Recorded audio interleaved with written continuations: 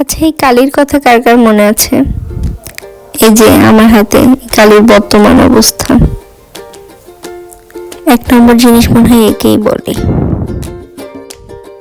আচ্ছা, আমি যে দুই একটা ভিডিও আপলোড দিছিলাম ব্লগ করব বলে, ওইটার কথা কার কার মনে আছে?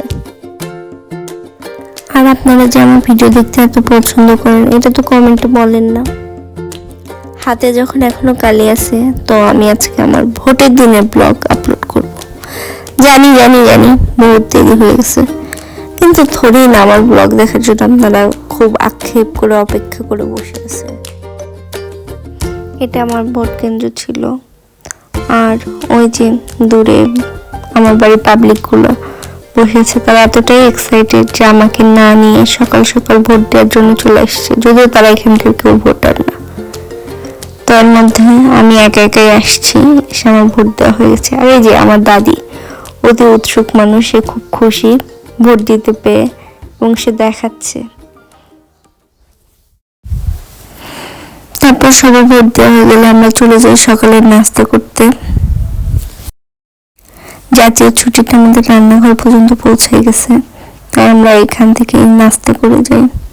আর সকালে নাস্তা খাওয়ার পরে আমরা চা খাই, আর চা খাওয়ার পরে আমরা ঘুরতে বের হই।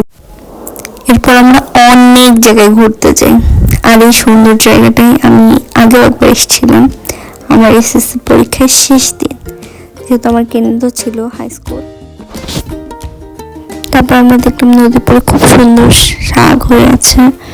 আচ্ছা, এই শাকটার নাম কে কে বলতে পারবো একটু কমেন্টে জানাই তো।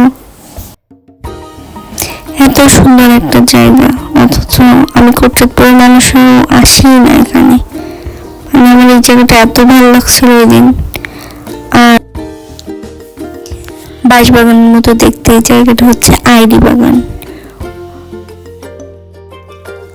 ছোটবেলা থেকে আম্মুর কাছে শুনছি আইডি খাইতে নাকি অনেক মজা, কিন্তু আমি ওদের লোভে পড়ে খেয়ে দেখি কিরকম খসখস খাইতে।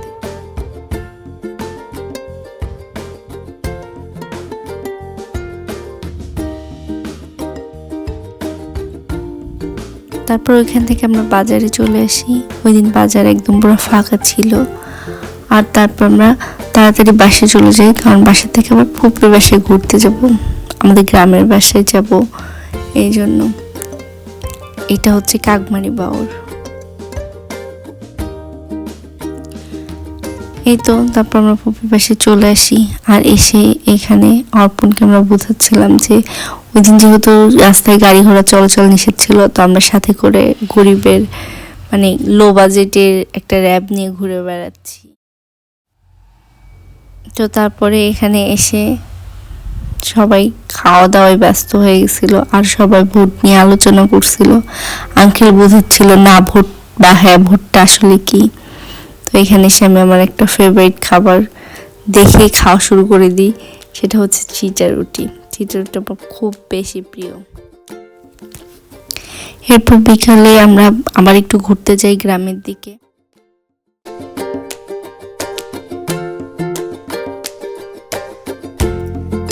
আচ্ছা, এখনো ধৈর্য ধরে এই পর্যন্ত ভিডিওটা কে কে দেখছেন আমাকে প্লিজ একটু কমেন্ট করেন।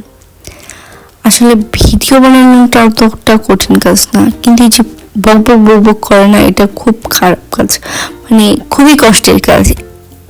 টাইমিং ম্যাচিং করা, মানে হয় ভিডিও ছোট হয়ে যায়, না ভিডিও লং হয়ে যায়, ওইখানে কি বলবো বুঝতে পারি না। আমি আশাবাদী যে এই পেজটা একটু বড় হবে, আর এই ভুট্টা বাগানের যে মালিক উনিও এই ভিডিওটা দেখবে, কারণ ওনাকে না বলে আমরা একটা ভুট্টা ছিঁড়ে খাইছিলাম, তো এটার জন্য মাফ করে দিন। আর এতক্ষণ ভিডিও দেখার জন্য অনেক ধন্যবাদ।